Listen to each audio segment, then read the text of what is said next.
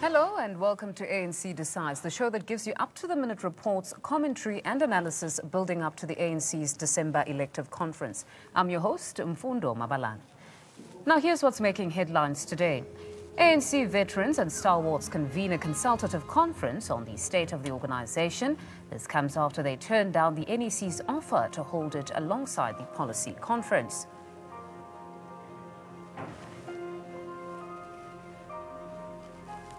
Presidential candidate Nkosazana Dlamini Zuma says she won't announce a slate. This is contrary to her contender Cyril Ramaphosa, who has announced his running mate and leadership team.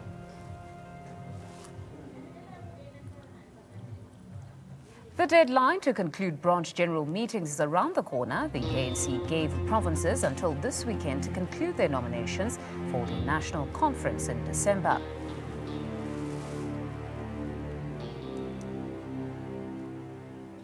The battle lines are drawn in the struggle for dominance in the ANC. Stalwarts and veterans are forging ahead with a consultative conference without the ANC's blessings. Veterans say the consultative conference is to set the ANC on the right path, but the party says issues have to be raised within internal structures.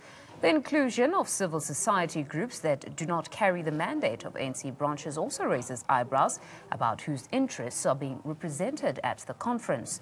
Meanwhile, some in the ANC say the forum is part of a bigger plot to challenge the legitimacy of the current leadership and to also derail the national conference in December.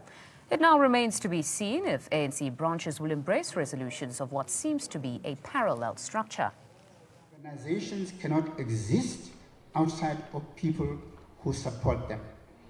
When organizations begin to substitute themselves for the people that have made it into what it became, those organizations begin to lose grounding and focus. Over time, they enter into a state of decay. On this understanding, the ANC is capable of being forgotten in real time as much as the National Party has been forgotten in real time. ANC members must deal with the challenges and eventually correct what they see is wrong and deal with the challenges that the organization may be facing. So it's not new. And it's not going to be only this time. There'll always be times when challenges seem more than at other times. But the ANC is going to be 105 years. It has gone through those phases. And even this one will pass, it will be corrected, and will move forward. I don't think we're talking about the conference here. All these people are saying we want to restore the dignity of the ANC, we want to restore the values of the ANC, we want to make sure that the ANC is the glorious movement that we know. It has nothing to do with the policy conference. The upcoming conference is, one, to endorse the policy conference that has already taken place, and two, to have an election. This is happening at the same time as all others have been happening. The MKMVA had its conference. Nobody asked whether or not it would derail the conference. BGMs are continuing. Nobody asked if it was going to derail the conference. Provinces are meeting. They're having their provincial conferences. Nobody's worried about whether it will derail the conference. These are people who genuinely care for the ANC. He has made it very clear that this is not an ANC-sanctioned conference. The ANC is not supportive of ANC members who take matters outside of the organization to discuss them and discuss the ANC outside of itself.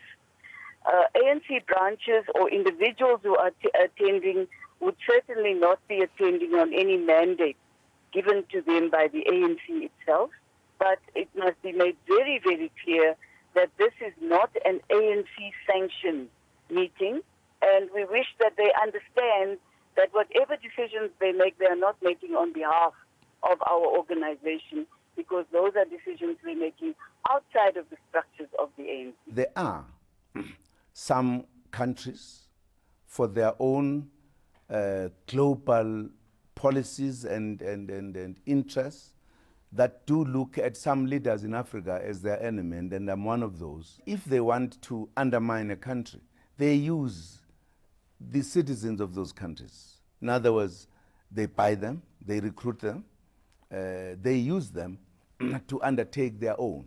They would also want to choose the people they would want to lead the country, who might agree to their policies, or people that they might actually control. Former colonial countries wanted to influence former colonies in one form or the other for their own interests.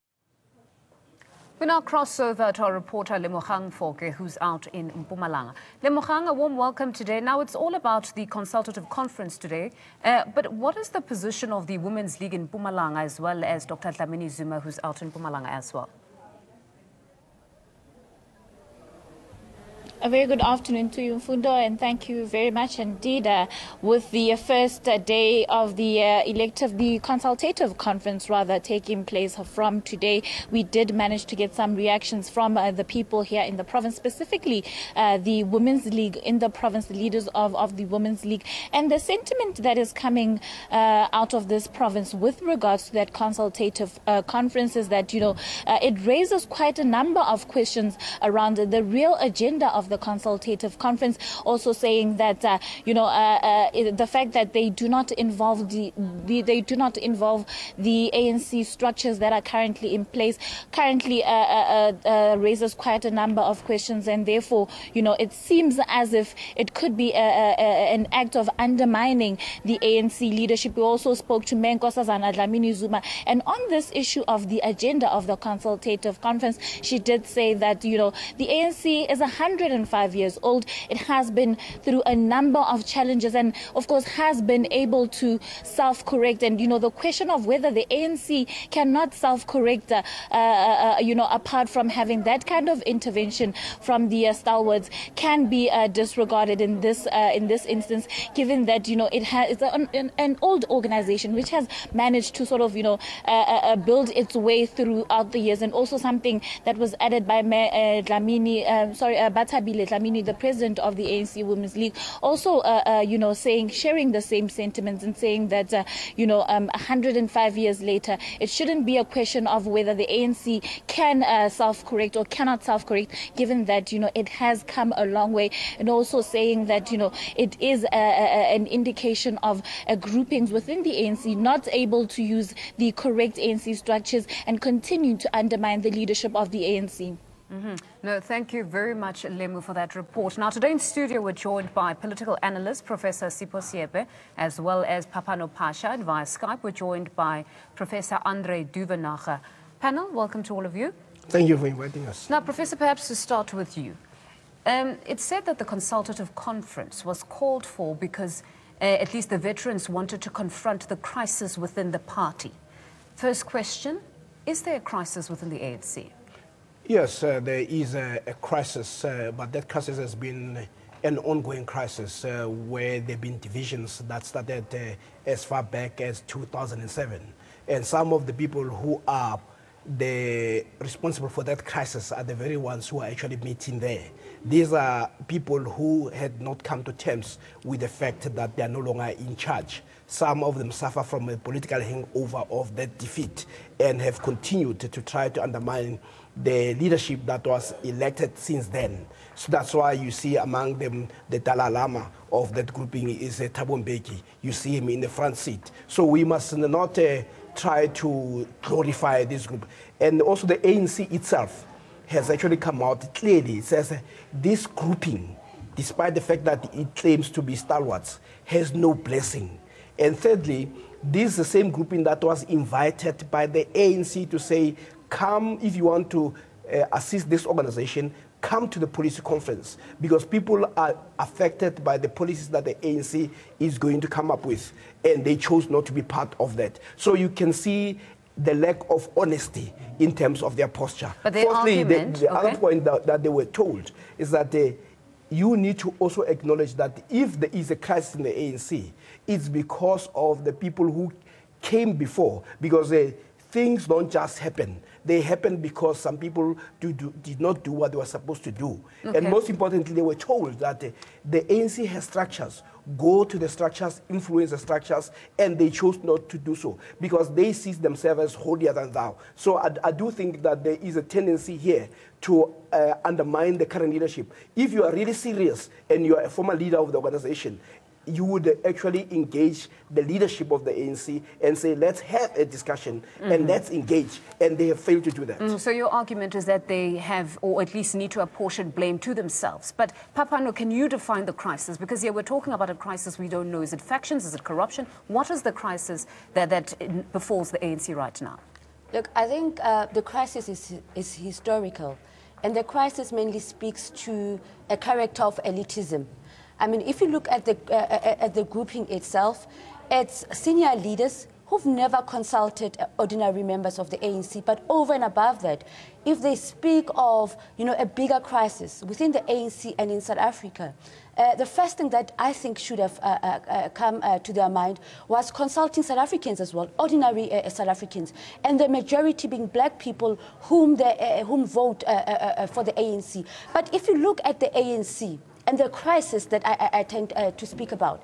I mean, post-unbanning of the ANC in the 90s, you had senior leaders, for example, like Chris Hani, like Here Gwala, who spoke of leaders who would sit amongst themselves and make decisions. So that's what we are seeing. If you go back to the 60s, Chris Hani, in the memorandum that he made, he also spoke of elitism. He spoke of senior ANC leaders who would make decisions. But over and above that, one of the biggest characters that he would single out was Thabo Mbeki. And from the 60s till now, the pattern seems to continue. We seem to have a leader who seems to see himself amongst the rest, who seems to see himself as an epitome of wisdom. So that's one of the crises. Not that he is the only problem, but that's one of the biggest problems that seems to characterize the ANC today. And then, Professor, your take, what actually is the issue within the ANC at this point, if we had to speak frankly?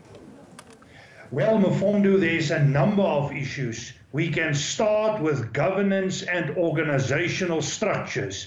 In short, the structures are not working in any way whatsoever. And as a result of that, there are conflict in a number of structures. The whole thing of parallel structures, of ghost branches, is by no means new to the ANC. Therefore, I can understand why the stalwarts are doing what they are doing. They are using and mobilize support. And clearly, there are not always opportunities for all candidates to organize and mobilize support in a free and fair manner. In that sense, I'm very much concerned about the democratic culture within the structures of the ANC. Secondly, the organization is also facing an ideological dilemma. The organization do not have a clear view about the future and the way and strategies they should follow to attain that future. And then thirdly, there are big leadership conflict, there are personalities. It seems as if the personalities are becoming bigger than the organization. And all of this is creating a crisis that is deepening on all levels until it reaches the point where the ANC as an organization will find it difficult to manage itself. And I believe that crisis moment, that Kairos moment, is there at the moment. And we are going to see that during December 2017. Now, Professor, firstly, can we, at least I'm hearing from the panel here that you guys agree that there is a crisis, but I remember earlier this year in February, at the NWC meeting where some of the stalwarts were invited, it was said that this choice of a word crisis is emotive, it's exaggerated, and the stalwarts wanted to be in that manner, that it's not a crisis. But here all three of you are in agreement that there is a crisis. So what does it mean? Is the ANC in denial? Well, I definitely think the first reaction to a crisis is a form of denialism. And we are looking at that at the moment, but we are also looking at political interest groups and individuals that are using the opportunity to organize and mobilize support, sometimes outside the procedures and processes, the structure and the culture of the organization. And that is why the organization is currently in the dilemma it is in. It seems Professor wants to come in there. You can't hold it. We must deal with this firmly. First of all, in any organization, we don't expect people to want to be treated with kid gloves. It is rough within the ANC, but you don't go outside. You go in. Actually, I deliberately looked back in the ANC, and I saw a statement that was made by Blade Nzimande in 2003 under Mbeki's leadership. He says, there is a crisis, internal debates, both qualitatively and quantitatively, has declined inside our movement within the broad democratic camp. As a result, bourgeois media agendas have had a disproportionate influence on our debate. So the notion that sometimes they raise, these are things that existed then. Jeremy Cronin then says that during that time, he was a situation where Mandela, he says, let me quote him, was subjected to a carefully choreographed wave upon wave of insults from the usual suspects. Mandela had dared to publicly question government aid denialism at the time. So the notion of disagreements, people having it rough, it has always been there, but you never saw members of the ANC inviting even people who are historical enemies of the ANC to be part of an agenda that wants to undermine a sitting arrangement that was elected in a conference of the ANC. So this notion of people saying, no, we can't speak and all that, in politics, it's always rough. So what these people have done, they've created a space where it will be comfortable and elitist, and then they can also have this attention. These are simply attention seekers. If you really want to change the course of the ANC, you attend and influence policy. This is not about influence policy. They are not going to talk to you about the structural issues that have to do with the land issue, with education. Even when you listen to them, it was all about individuals. What we need to do is to say, what are the real challenges? Ordinary people in this country, you know what they complain about every day? They complain about land, they complain about the water, they complain about housing, they complain about access to education. That should be, if you're really concerned, make sure that the ANC connects with the ordinary people in terms of their daily struggles. Not because you cannot come to terms with the fact that you suffer from a political hangover of defeat. No, we'll have to come back to that point now where you say the attention seekers, because some at home would say we cannot be referring to the elders of the ANC that played vital roles in the liberation of South Africans. So, but we'll have to come back to it. We now just cross over to our reporter, Khulufelo Sijatlile, who is in East London. Khulufelo, warm welcome to you. Take us through the sentiment on the ground regarding the consultative conference that has started. Good evening, Fundo, and the viewers at home. Well, it's quite interesting times in the ANC right now, in the midst of BMG's wrapping up, as well as both the Eastern Cape as well as KZN having to go to court to deem their PECs legitimate or illegitimate. We are now confronted with the consultative conference that convened today, the veterans rather, convening for their 3-day consultative conference in which they feel they need to be addressing some of the topical issues that they feel like are affecting their political party right now. Now, the reasons for the consultative conference, of course, are that they feel like there are quite a number of feelings that they need to be addressing and expressing regarding the trajectory in which they feel like the organization is currently going under. Now, over recent years, there have been quite a number of challenges that have been affecting the ANC, and the veterans have constantly said that there needs to be a time when the ANC regroups and introspects to try and identify the sort of issues and challenges that are certainly taking them down this very unpleasant path right now.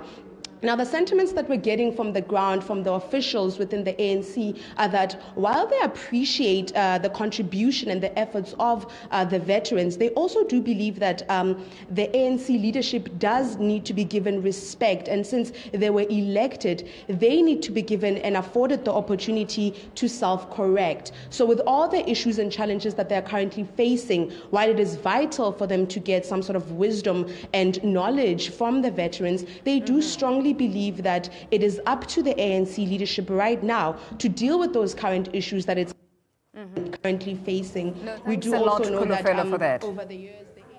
Unfortunately, we have run out of time, but thanks a lot, Kulufelo, for that. Now, let's listen to what other ANC leaders had to say about the Veterans Conference. On the consultative conference, I believe the ANC leadership have allowed the veterans and also given many days for the policy conference to allow the veterans to engage, and they refused. What I've learned as a politician and also as a person is that we must respect elected leadership and give them time to guide us. And I believe the role of the veterans in our movement is to sit down with the leadership, talk to the leadership, allow the leadership to lead and guide them. Well, the veterans are part of the African National Congress. So anything they would discuss in that conference would have an influence in terms of the organization, depending how well received are the processes of the conference and the outcome thereof. I would doubt that veterans would have ulterior motives of holding a conference, because they have been there in the ANC. They've seen much of the things happening in the ANC. They would be in a better position for us in terms of self-correcting the organization. So we value their contribution as veterans. Mm-hmm. Now, Professor, it seems even though they do criticize, we're hearing here that they still value the contribution of the veterans, because we cannot take away what they have been to the ANC, but also to society, because they did lead us into this dispensation here. Yeah. So how do we somehow critique, or how would you go about critiquing this consultative conference, but not taking away what they are to South Africa and the ANC? You know, when somebody stands up there and presents that they are holier than thou, you check that track record. And that's what I did. If you look at the City Press of 2001, December 23, this is what it says. What voices must speak before President Thabo Mbeki retreats from his obvious madness? Young children are being condemned to early deaths by a leader and a government which claimed to care for the poorest of the poor. How many thousands of graves must be dug before our Pharaoh can be made to realize that this is too much? This is a history that occurred when those veterans were in charge of the ANC. Thousands of children were dying. According to the study of Harvard, it says because of that genocidal policy, over 300,000 deaths were lost unnecessarily. Where were these veterans? Why couldn't they speak? So when they stand up today presenting themselves as holier than thou, as a crisis, I would have said the death of many children, many Africans, should have been a greater crisis. And we didn't see them standing up against what the City Press at that time say, our own Pharaoh, to be made to realize that this is too much. So I do think that we need to historicize people's posture. But what is most important about what he said is that a real veteran respects the outcome of a democratic process. You should not support democracy because it gives you results you don't like. Let's take Professor Duvenaka's point on this one. Professor, do you agree with Professor Sipho Seepe? No, I differ from him, because my problem is that many of these democratic processes are not legitimate. And one example in this regard is what happened in KZN, where there's a court case that proved that there was irregularities with regard to the democratic and elective processes. And we know there's a lot of manipulation of numbers. So I will be very concerned to refer to this as legitimate democracy. My take on the situation is that the ANC at the moment is finding it difficult to produce legitimate results because their structures and processes are not in place, and because central audit processes didn't take place. And that is very unfortunate for the organization, and they are going to pay a big price for this, I believe, as early as December. Now, Papano, just in closing for you, some are saying that the ANC, with this move, are contemptuous of South Africans, their constituency, and the veterans themselves, in terms of them being quick to say we distance ourselves as the ANC from this consultative conference. Your closing remarks. Look, the reality is that the ANC, if you read the statements from the Office of the Secretary General, they've always been open to engage the veterans, but the veterans have not been open. They've not been open to engaging the structures. So, for example, for the professor to say that the processes are not in place, I don't think that's entirely true. If you have a national leadership which is saying, come and talk to us, we are ready to talk to you, and you're not willing to extend that hand, it means that we have, as I indicated, a leadership which is not willing to talk, to the structures. It wants to talk to itself and satisfy itself without talking to South Africans. Hence, I spoke to issues of elitism and not necessarily questioning the challenges within the ANC. Obviously, with any other organization, the ANC would have its own problems, but then to relegate all those problems to processes cannot be entirely true.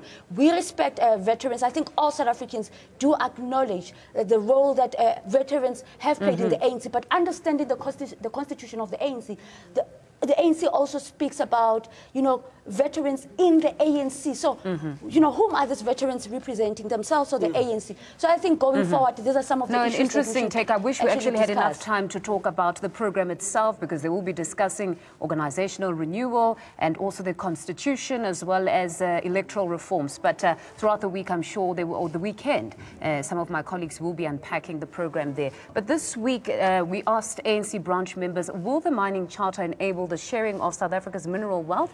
And here are the results from that poll question. Now, in Mpumalanga, it was 77% saying yes, 23% saying no. In Limpopo, it was 94% saying yes and 6% saying no. And in the Eastern Cape, it was 66% for the yeses and 34% for the noes. In KwaZulu-Natal, it was 85% saying yes, while 15% said no. In the Free State, it was 86% saying yes and 14% saying no. In the Northwest, it was 85% for the yes and 15% for the no. In the Northern Cape, it was 76% saying yes and 24% saying no. In Gauteng, it was 71% for the yeses and 29% for the noes, and in total, it was 81% saying yes and 19% saying no. And that's where we end today's show. Until next time.